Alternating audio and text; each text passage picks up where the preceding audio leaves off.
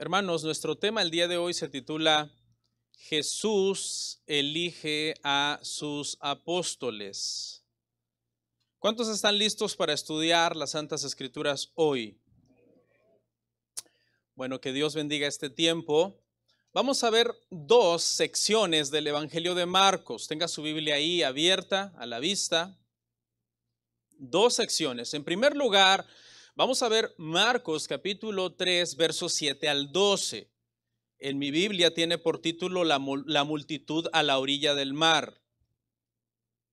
Esa porción, hermanos, es un resumen que Marcos hace del ministerio de Jesús, de lo que va del ministerio de Jesús desde el capítulo 1, versículo 1 hasta aquí, a donde estamos hoy.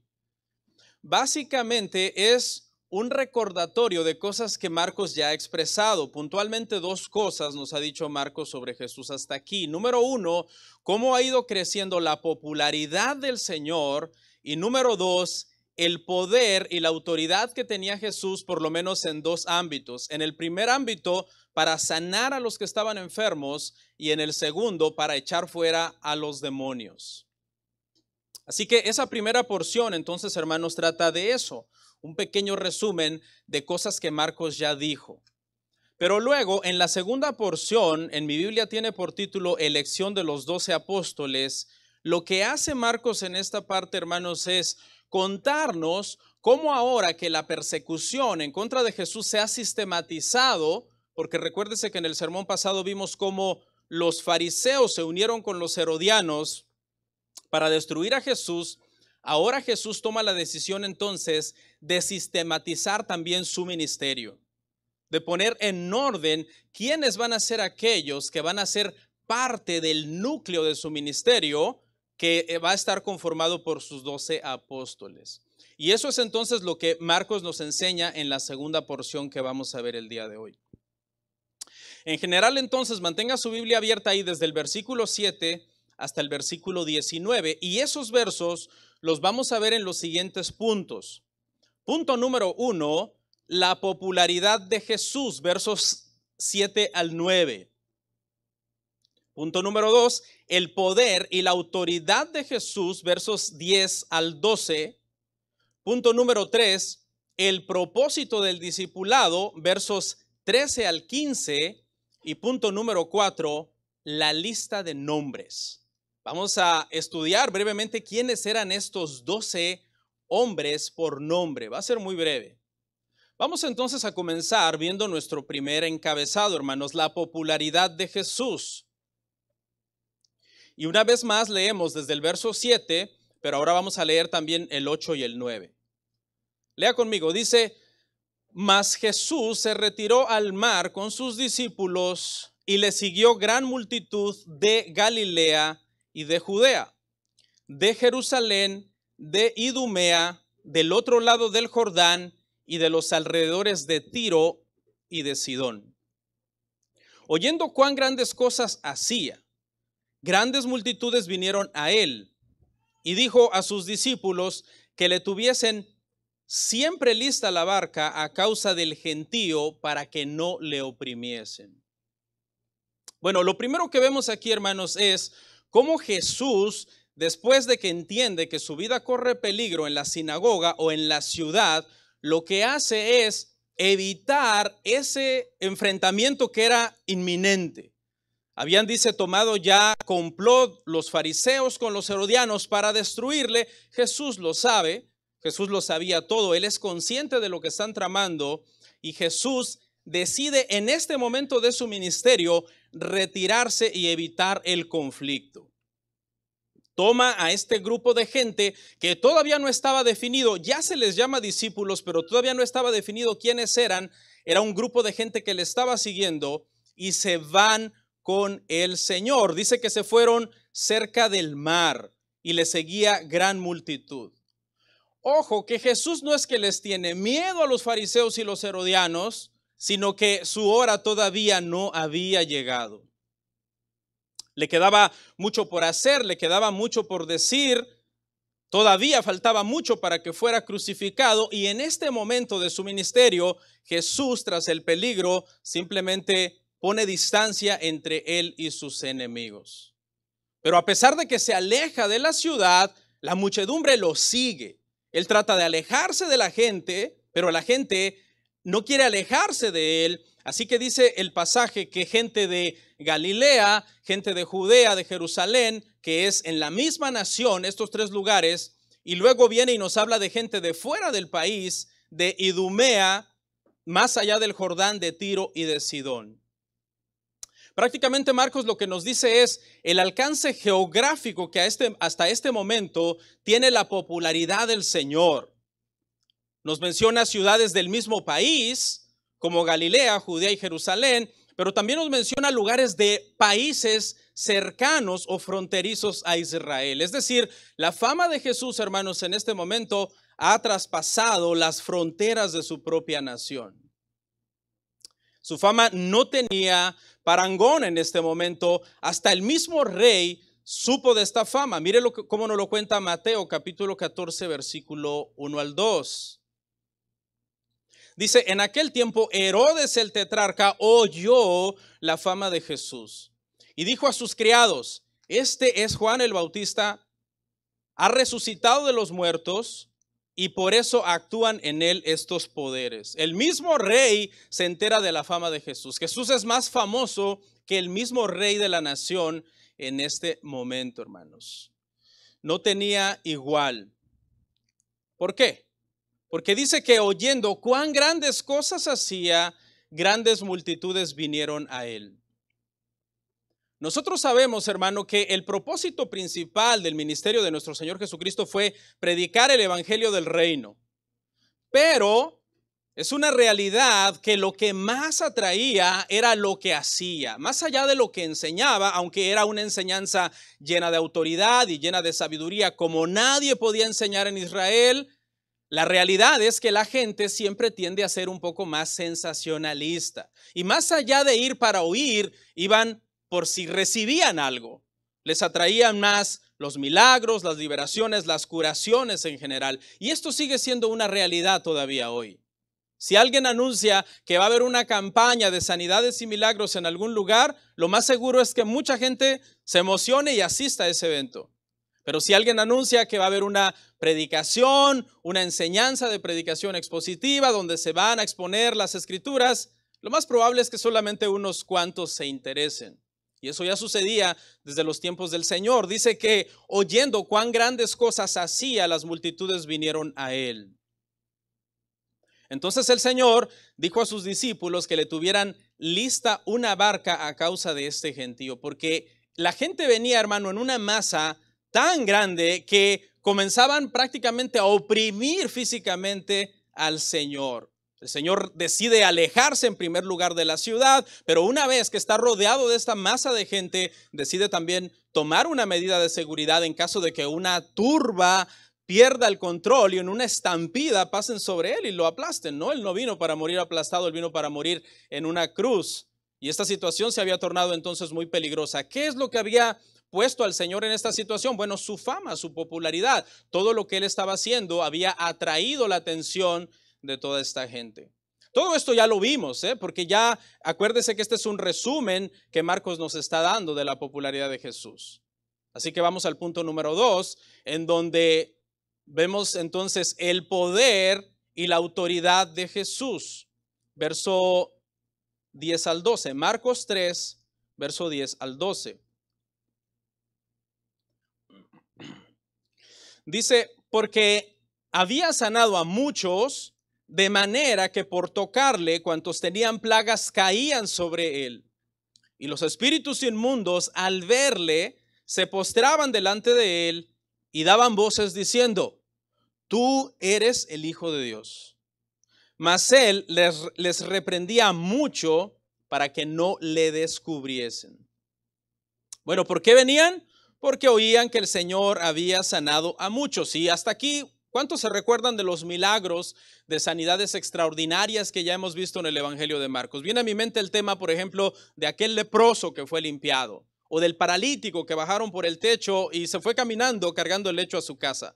¿O qué le parece el último que vimos? El hombre de la mano seca, que su mano fue restaurada completamente. Entonces, el Señor Jesús cuando vino hizo muchos milagros, resucitó muertos, liberó personas que estaban poseídas por malos espíritus. En eso consistió su ministerio. Era un ministerio lleno de poder. Sus milagros autentificaban que su mensaje era verdadero, que era enviado por el Señor. Así que esto había provocado que en este momento de su ministerio, tempranamente, todavía en el Evangelio de Marcos, miles de personas estén siguiendo al Señor, porque habían oído todas las sanidades que habían hecho. ¿Quiénes eran? Marcos nos dice que eran personas que tenían plagas. Esta palabra plaga aquí es interesante porque una forma literal de hablar de la plaga sería como un latigazo, como un azote. En Israel se entendía en el siglo I que toda persona que estuviera enferma, estuviera padeciendo alguna discapacidad, era como un azote, un latigazo de parte de Dios, que estaba bajo el látigo, bajo el castigo, bajo la plaga de Dios. Y siempre lo entendían como que era o que tú habías pecado, o que tu padre había pecado, tus abuelos habían pecado, pero había una situación de un pecado directo y específico que estaba generando supuestamente este castigo de parte de Dios. Eso era la creencia popular en los tiempos de Jesús. Jesús tuvo que desmentir esta creencia. Usted lo puede leer en el Evangelio de Juan, capítulo 9, en el tema del ciego, ¿se recuerda? Ven a un ciego y los discípulos le preguntan al Señor, Señor, ¿quién pecó, este o su padre, para haber nacido ciego?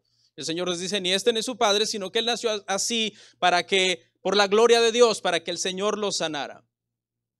Entonces es falso que siempre que vemos a un hermano enfermo o a alguien pasando por una tragedia es porque un pecado específico directamente la persona ha cometido.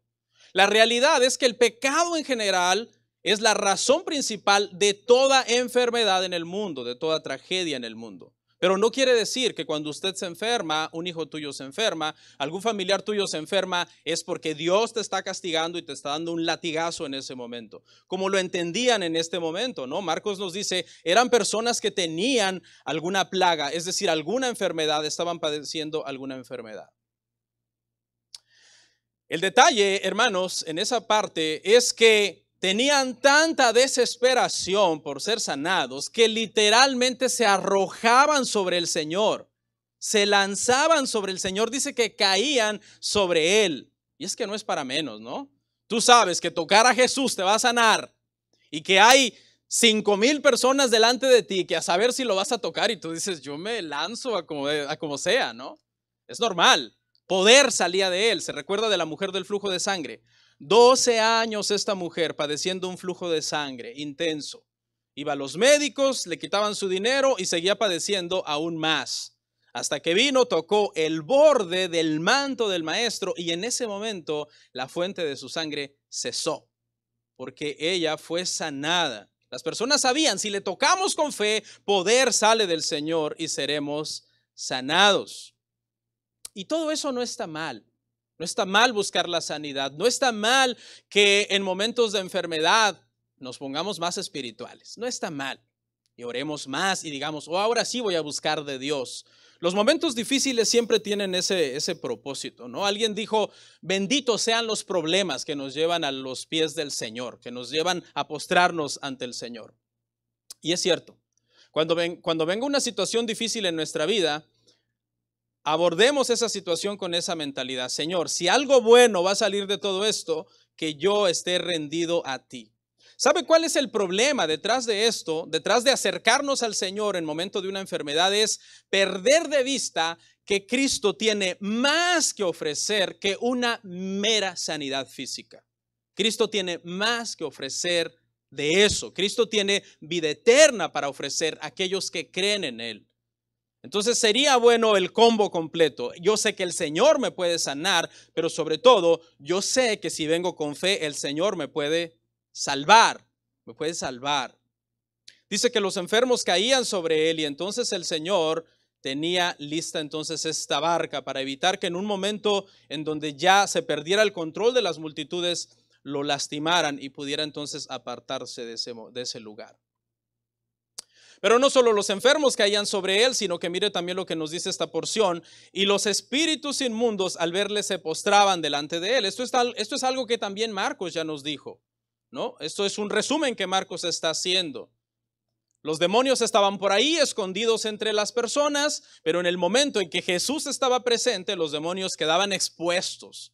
Porque se acuerda del endemoniado de la sinagoga. Los demás no sabían que ahí estaba ese hombre endemoniado, pero cuando Jesús fue a la sinagoga y predicó, el demonio se manifestó. Son seres inteligentes, seres de maldad, y como son seres de maldad, no soportan la presencia santa del Señor y tienen que manifestarse. Están temblando de miedo y tienen que manifestarse. Los que más podían oponer resistencia a Jesús y que tenían más poder que los hombres, que eran los demonios, porque los demonios son poderosos. Hay gente que los subestima, dice, no, los demonios me hacen los mandados. Sí, claro, cuando estamos en Cristo y estamos firmes espiritualmente y sobre todo nuestra mejor guerra espiritual es una vida en santificación, claro, los demonios no tienen ni permiso de acercarse a ti. Pero eso no quiere decir que los demonios no sean poderosos, ¿eh? Los ángeles no sean poderosos. Un ángel del Señor mató a ¿cuántos sirios? 185,000 sirios, que eran enemigos del pueblo de Dios. Los seres angelicales tienen poder. Mire lo irónico, los seres más poderosos que se podían oponer al ministerio de Jesús en su ministerio, a principios de su ministerio, están postrados delante de Jesús, diciendo, ya sabemos quién eres el Santo de Dios, eres el Hijo de Dios. No hay ninguna lucha con ellos. No hay ninguna gritería de parte de Jesús tratando de decirle, ¿verdad? Salte, por favor, vete, ya estoy cansado de estar orando. No, se postran inmediatamente y daban voces diciendo, tú eres el Hijo de Dios. Mas él le reprendía mucho para que no le descubriesen. Obviamente, los que no creen en la deidad de Cristo, no creen en la Trinidad, dicen, aquí no significa necesariamente que Hijo de Dios signifique deidad o divinidad, porque igual en Éxodo 4:22, Israel es llamado el hijo primogénito de Dios, y eso no significa que sea Dios. Igual en Job capítulo 1, versículo 6, los ángeles son llamados hijos de Dios, y eso no significa que sean dioses. O incluso en la cultura, en el contexto cultural de este momento, faraones o reyes decían ser hijos de los dioses. Alguien podría utilizar argumentos como esos para decir, no, los demonios no están declarando la divinidad de Cristo. Pero nosotros, con un entendimiento más completo de toda la Escritura, sabemos que cada vez que se utiliza, este título, el Hijo de Dios está hablando de su divinidad, está hablando de que es de la misma naturaleza del Padre, que es Dios. La declaración teológica entonces es correcta.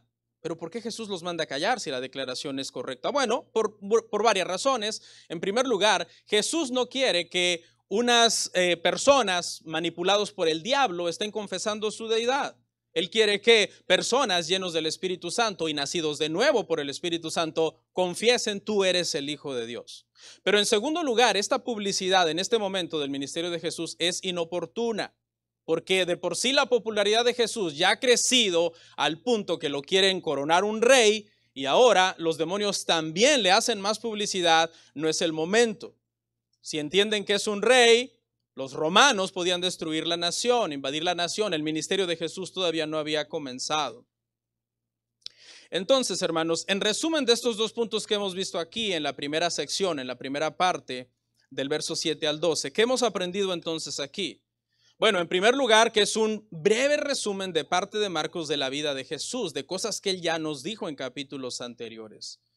Pero también nos muestra cómo en la medida en que crece la popularidad de Jesús, crecen también que sus enemigos se organizan entre ellos para poderlo destruir y por lo tanto es tiempo también de que Jesús organice su ministerio y sistematice quién de toda esta gente es de verdad sus apóstoles, es de verdad sus discípulos.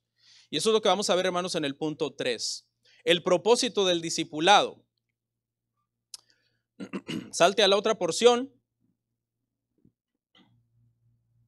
Mateo 3, 13 al 15. Dice, después subió al monte y llamó así a los que él quiso. Y vinieron a él y estableció a 12 para que estuviesen con él y para enviarlos a predicar y que tuviesen autoridad para sanar enfermedades y para echar fuera demonios. Escena número 1, en el pasaje anterior, Jesús se va de la sinagoga al mar. Escena número 2, ahora Jesús toma camino del mar y sube al monte. Lucas nos aclara la razón por la que subió al monte. Miren lo que dice Lucas 6:12. en aquellos días fue al monte a orar, y mire lo que hizo, y pasó la noche orando a Dios. Estaba a punto de elegir a los 12 apóstoles y lo hace el Señor entonces en oración, ¿verdad? Una elección para nosotros sobre cómo toda decisión importante que nos toque tomar en nuestra vida debería de ser siempre tomada en oración. Hasta este momento, la cantidad de gente que sigue a Jesús es una cantidad desconocida de seguidores. Pero ahora Jesús quiere tener un grupo cercano a Él todo el tiempo, a los cuales va a preparar para que sean sus heraldos, para que sean los que lleven el mensaje que Él les va a enseñar y hagan todas las obras para las cuales Él les dé autoridad que tienen que hacer. Este grupo será entonces un grupo de ya no una turba de gente sin compromiso, que a veces estaba, a veces no, principalmente si había pan, y a veces no estaba, principalmente si el Señor les decía algo duro. Pero ahora estos 12 debían de estar todo el tiempo comprometidos con Él, pasara lo que pasara. Miren lo que dice el pasaje, y llamó a los que Él quiso y vinieron a Él. ¿Ok? Lo hizo de su libre voluntad. Llamó a los que Él quiso. No a quien nosotros hubiéramos pensado, ¿verdad? Yo no hubiera elegido a Judas. Hasta Pedro quizás dejaba yo fuera. Pero eligió a los que Él quiso.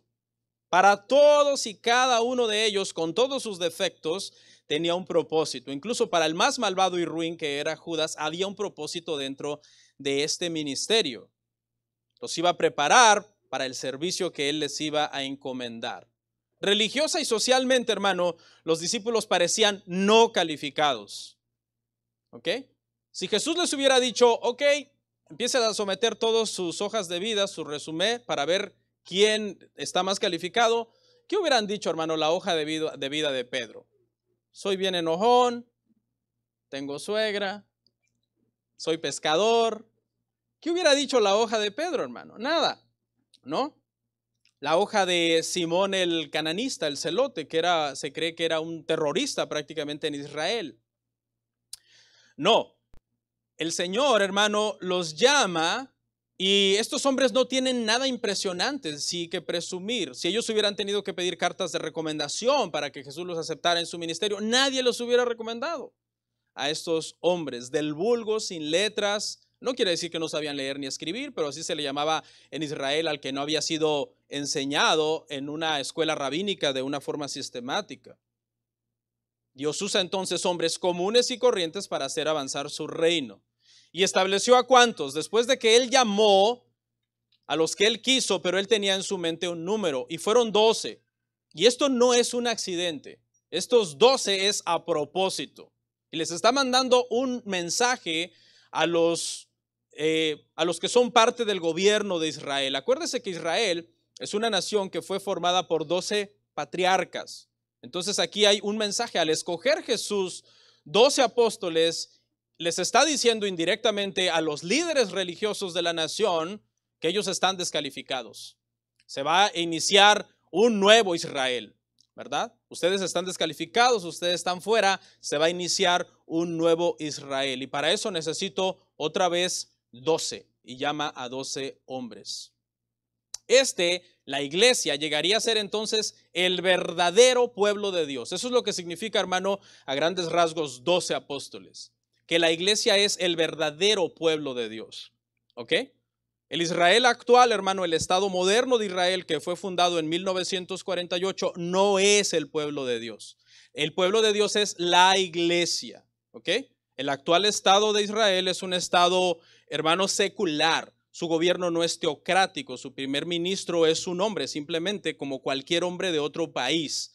De hecho, son de los peores enemigos del cristianismo, es el judaísmo. Israel, hermano, está entre los peores enemigos del cristianismo y de Cristo. Los judíos ortodoxos, hermano, prácticamente aborrecen a Cristo al punto de que en su Talmud dice que Cristo está hirviendo en heces en el infierno. ¿Ok?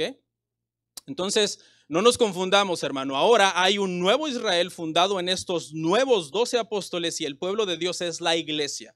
Todo judío, ortodoxo o quien sea que viva en el actual Estado de Israel no es parte del pueblo de Dios, pero puede llegar a serlo. ¿Cómo? ¿Qué tiene que hacer, hermanos? Tiene que creer en Cristo. Y entonces él pasaría a ser añadido a la iglesia y llegaría a ser parte del pueblo de Dios.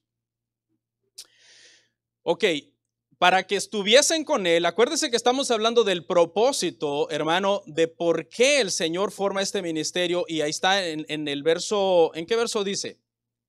Dice eso. En el 14, y estableció a 12 para que estuviesen con él. Aquí están los dos propósitos. Número 1, para que estuviesen con él. Y número 2, para mandarlos a predicar el evangelio. Estos son prácticamente los dos propósitos. Que estuviesen con él habla obviamente de que ahora el Señor iba a dedicarse a darles un discipulado intensamente y personal a ellos. Estos 12 antes eran parte de toda la multitud, ahora serán parte del círculo cercano de Jesús, en los cuales el Señor se va a invertir. Ellos van a estar tiempo con él. Mucha gente le seguía, pero solamente unos cuantos son sus verdaderos discípulos ahora. ¿Ok? Y nosotros diríamos, bueno, estos tuvieron el privilegio de vivir con Cristo, de ser discipulados con Cristo, por Cristo, tienen esa ventaja sobre nosotros. Pero realmente esa ventaja es solo en teoría, porque yo le pregunto, ¿Cristo no está con usted? Nosotros podemos tener acceso a Cristo en todo momento a través de su palabra y a través de la oración para que nuestro discipulado sea igual de íntimo que el que estos 12 tuvieron en ese momento con Jesús. Nuestro discipulado no tendría nada que envidiarle a eso porque tenemos todo lo que Cristo dejó aquí para nosotros. Lo que pasa es que a veces no nos gusta pasar tiempo en intimidad con el Señor, leyendo la Escritura, orando en comunión con Dios, pero realmente de eso es que depende nuestro discipulado, hermano. Los hombres más usados por Dios son aquellos que pasan más tiempo, hermanos, con el Señor, con el Maestro. Ese es el primer propósito, que estuvieran con él. Segundo propósito, para enviarlos a predicar. Yo sé que ahí también dice y sanar enfermos y echar fuera demonios, pero eso es solamente secundario. El propósito principal es enviarles a predicar. Sanar enfermos, echar fuera demonios eran las señales que iban a seguir al mensaje de la predicación. Pero si ve, la predicación es en sí lo más importante, es lo primordial. Esta gente, hermanos, después de que el Señor asciende, son los que prácticamente dice que llenan el imperio romano con el evangelio, que en hecho se utiliza la palabra trastornar. Yo sé que la palabra trastornar tiene una connotación un tanto negativa, pero en el evangelio se usa en el sentido positivo de decir, no había un rincón del imperio donde no hubiera cristianos y hubiera plantación de iglesias y donde hubiera conversiones y gente del paganismo estaban dejando su vida pagana para vivir vidas agradables al Señor. El discipulado, entonces, hermanos, consiste en estar en intimidad con Cristo y en ser enviado a predicar. Así de fácil. Primeramente el Señor te atrae hacia Él, tú pasas tiempo con Él y luego te envía hacia afuera para que tú lleves el mensaje y hables de él a otras personas. Y por último, en el punto 4, hermano, vamos entonces a ver brevemente estos hombres, quiénes eran, brevemente sus nombres, la lista de nombres.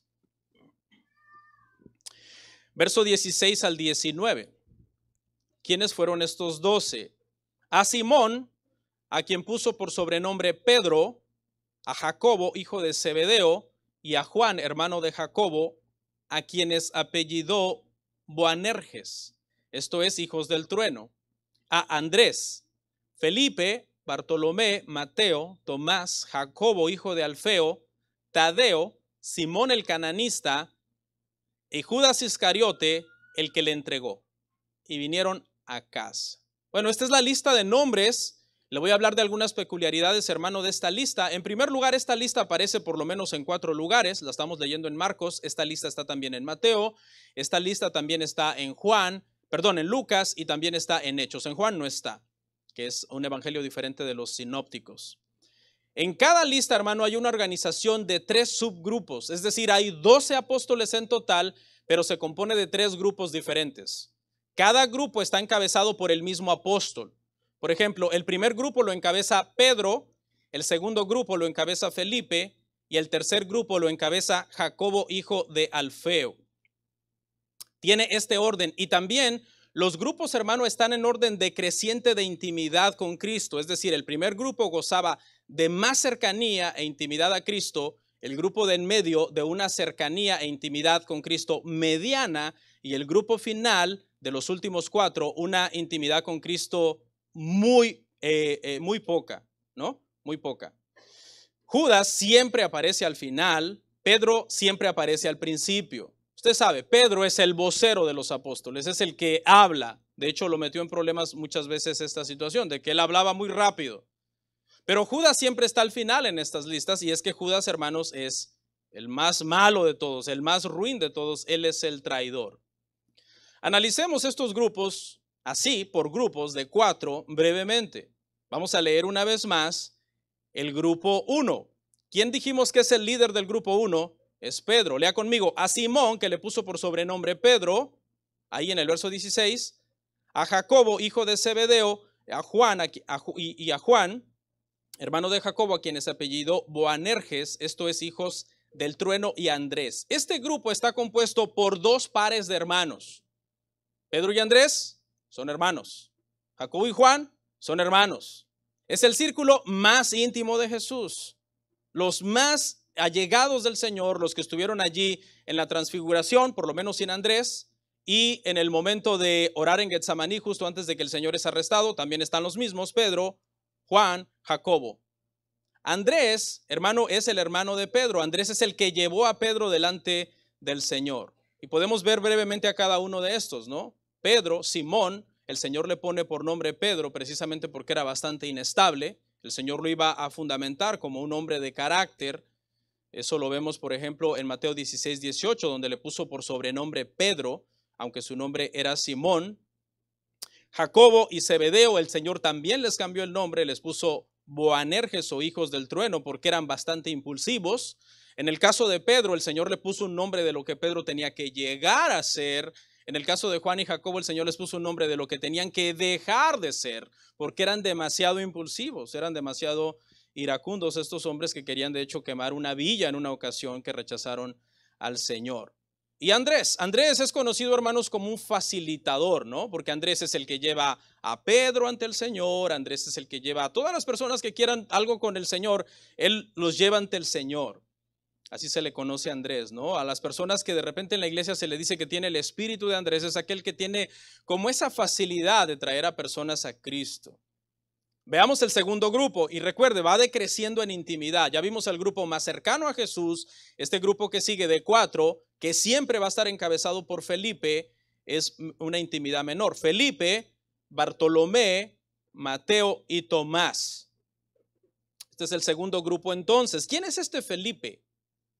Este Felipe, hermano, es aquel que en Juan 14:8 le dice al Señor: muéstranos al Padre y nos basta, ¿no?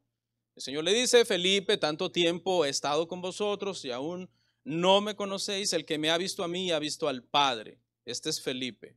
Tiene un cierto liderazgo. De alguna manera, cada una de estas personas que encabeza cada subgrupo es porque tiene un cierto liderazgo en sí. Y luego está Bartolomé, que esa palabra podría ser Bartolomai, hijo de Tolmai, y que en realidad es una especie como de apellido. Su verdadero nombre, el verdadero nombre de Bartolomé, era Natanael. Usted lo puede leer en Juan 1:47. Aquel que Jesús llamó: este es un verdadero israelita, en quien no hay engaño. Ese era Bartolomé, el mismo que Natanael. Y luego Mateo, vimos todo un sermón de Mateo en Marcos 2, del 13 al 17.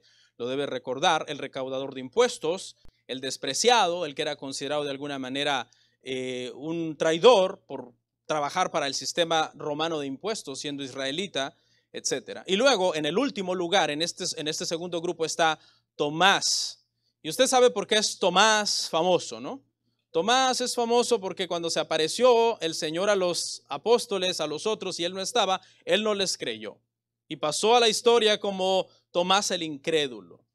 Juan 11:16 nos dice que tenía un sobrenombre que era Dídimo, que significa gemelo. Entonces es muy probable que este hombre tenía un gemelo, ¿no? Que tenía un hermano gemelo. Bueno, hermanos, déjeme decirle que según la historia, Tomás no muere siendo un incrédulo. Tomás muere siendo un creyente, murió martirizado por su fe. La tradición enseña que él llevó el evangelio a la India y que allí él fue martirizado por predicar. Así que aprendió bien la lección, ¿no? Cuando el Señor se apareció a él y le dijo, Tomás, mete aquí tu dedo, mete aquí tu mano. Tienes que ser un creyente, no seas un incrédulo. ¿Qué hizo Tomás? ¿Se acuerda? Cayó postrado, Señor mío y Dios mío. Creyó en el Señor y murió realmente como un hombre de fe. Y el último grupo, mis hermanos, es el grupo de menor intimidad con el Señor, el último grupo de 4, donde Jacobo, hijo de Alfeo, siempre encabeza este grupo y luego sigue Tadeo, Simón el cananista y Judas Iscariote. Y escucha ahí la aclaración, el que le entregó. Casi todos los evangelistas le ponen ahí ese calificativo a Judas, o el que le entregó o el que vino a ser el traidor, hacen esa aclaración. ¿Ok? Vamos a verlos brevemente. ¿Quiénes son estos hombres, no? Jacobo, hijo de Alfeo. Este nombre Jacobo, hermano, era tan común, ¿no? En Israel. Jacobo, Juan, José, María. Eran nombres que casi, no sé, ¿se acuerda cuántas Marías habían en el sepulcro el día de que Jesús fue crucificado? Un montón de Marías, igual Jacobos. Por ejemplo, aquí ya tenemos un Jacobo antes, ¿verdad? Jacobo, hermano de Juan, los hijos del trueno. Aquí tenemos otro Jacobo, pero hay otro Jacobo, hermano, que es Jacobo, el medio hermano del Señor, el que escribió la carta de Santiago, que era el obispo de Jerusalén. Y ese es otro que ni fue siquiera parte de los 12 apóstoles. Este nombre era muy común. Este Jacobo lo diferenciaban algunas veces como Jacobo el menor. ¿Ok? También su madre se llamaba María. Lidera entonces el grupo número 3 y último. Luego sigue Tadeo. ¿Ok?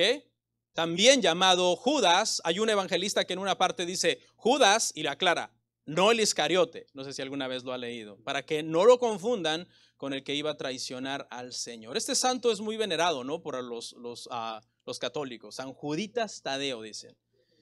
Pero es en honor a este hombre, ¿no? Tadeo, Judas.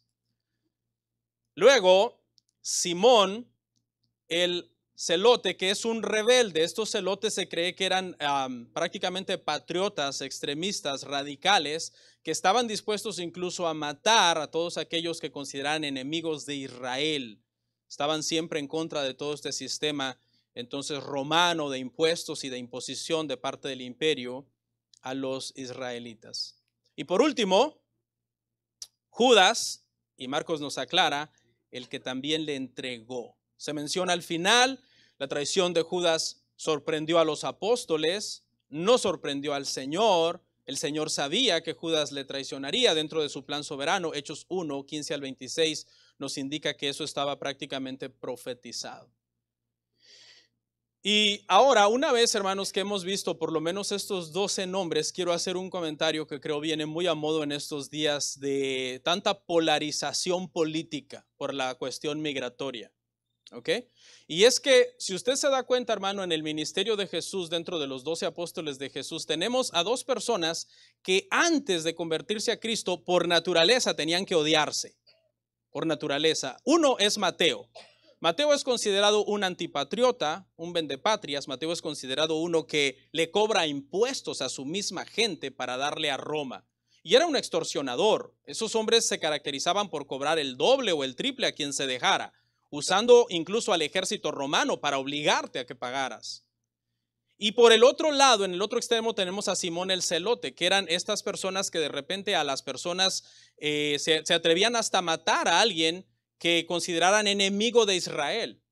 Entonces, la lección aquí, hermanos, es que Mateo y Simón el Celote, antes de que fueran cristianos, seguramente Mateo no se hubiera tentado el alma para robar a Simón, ¿no? Cobrarle doble los impuestos, extorsionarlo, abusar de él. Y Simón, el celote, lo más probable es que si hubiera tenido una oportunidad de encontrar a Mateo en una posición cómoda, lo hubiera matado, lo hubiera apuñalado. ¿Por qué? Porque había esa rivalidad. ¿Por qué? Por un tema patriótico, un tema hasta cierto punto político entre ellos. Pero ¿qué pasa ahora? Ahora son cristianos. Y no solo son cristianos, ahora son parte del círculo íntimo de Jesús, parte de los 12 apóstoles. Ahora están juntos. Y todo ese odio tiene que ser puesto atrás, tiene que ser dejado atrás. Ahora tiene que haber entre ellos amor. Y pensaba yo, hermanos, en este asunto el día de ayer, y yo decía, muchos cristianos a veces se dividen por temas de política, ¿no? Usted sabe que en estos días, por ejemplo, el tema migratorio, yo miré en internet a mucha gente el viernes publicando, yo no celebro nada. porque era el día de la independencia. Dice, no, yo no celebro nada, no tengo nada que celebrar. Y otros, no, pues yo sí celebro, ¿no? Voy a ver lo bueno detrás de todo lo malo y voy a celebrar. Y la gente muchas veces vuelve esto una polarización política en donde se vuelve tóxico el ambiente y a veces hasta entre cristianos comienzan a pelear por esta situación. Y hermanos, cada vez que llega el 4 de julio no falta la típica publicación que a mí sinceramente me causa un poco de molestia, que ponen a alguien con un nopal así en la frente y dicen, aquí celebrando el 4 de julio. Y yo digo, como cristianos, ese tipo de cosas, por ejemplo, hermanos, yo creo que deberíamos de evitarlas. Deberíamos de estar agradecidos con Dios que estamos en este país. Cuando Israel, hermano, fueron llevados a Babilonia por un tiempo que el Señor decidió tenerlos allá en Babilonia, el Señor les dijo, oren por la paz de la ciudad. Yo los voy a tener aquí con un propósito y en su momento van a regresar de nuevo a su nación, pero mientras estén allá, planten, edifiquen, trabajen, bendigan la nación, oren por la nación. Y espero que no confundan este comentario con algo personal y tratando de hacer proselitismo político, pero yo nunca he entendido por qué una persona puede vivir en un país que odia. Y eso a mí nunca me ha hecho sentido en la mente. ¿Cómo vivir en un país que tú odias? ¿Por qué vas a odiar a los que aman el país? ¿Por qué van a ser tus enemigos? Hermanos en la fe simplemente porque aman el país, porque ellos quieren celebrar la independencia y dicen, estoy aquí en este lugar, debo de asimilarme culturalmente para ser parte de este sistema y no arruinar más bien esta cultura. Porque cada vez que nosotros nos portamos mal, hermano, y quemamos banderas y hacemos todas esas marchas, lo único que hacemos es darles la razón. Ellos dicen, los latinos tienen mala cultura, tiran basura, son sucios, tienen sus yardas llenas de carros, parecen acumuladores, además no aman la bandera, no aman al país. Ellos dicen eso, ¿verdad? Algunos de ellos dicen, tienen ese concepto de nosotros. Entonces tú vienes y el 14 de junio, que es el día de la bandera, quemas la bandera. Entonces, ¿qué dicen los que opinan así de nosotros? Ahí está, se los dije, es verdad. Esos son. Entonces, hermanos, yo sé, aquí ya vemos personas con diferentes puntos de vista políticos, pero tengamos sabiduría, hermano. Porque así como Mateo y Simón ahora conviven como cristianos y ahora como apóstoles, siendo que antes se hubieran quizás hasta matado entre ellos, ahora son cristianos y no pueden actuar de esa manera. Y por último, y vinieron a casa, la última parte del pasaje. Y es que ahora entonces estos 12 van a estar constantemente con el Señor, van a estar constantemente recibiendo discipulado del Señor, enseñanza del Señor, preparación del Señor. No estaban preparados para ser apóstoles, pero ahora serán preparados por el Señor. Alguien dijo por ahí que el Señor no llama a los preparados, pero siempre prepara a los llamados. Y eso es cierto, ahora iban a estar constantemente con Cristo.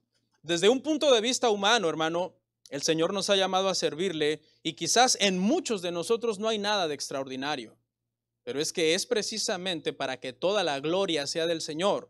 Ha depositado su tesoro en vasos de barro como nosotros, con muchos defectos, para que ahora nosotros, al estar discipulados a los pies del Maestro, podamos salir afuera, hablar de Él a los demás, pero no solo hablar, porque eso es muy fácil, sino también reflejar el carácter de Él que ha sido impregnado en nosotros por el tiempo que pasamos con Él en su palabra y en oración. Vamos a orar, hermanos.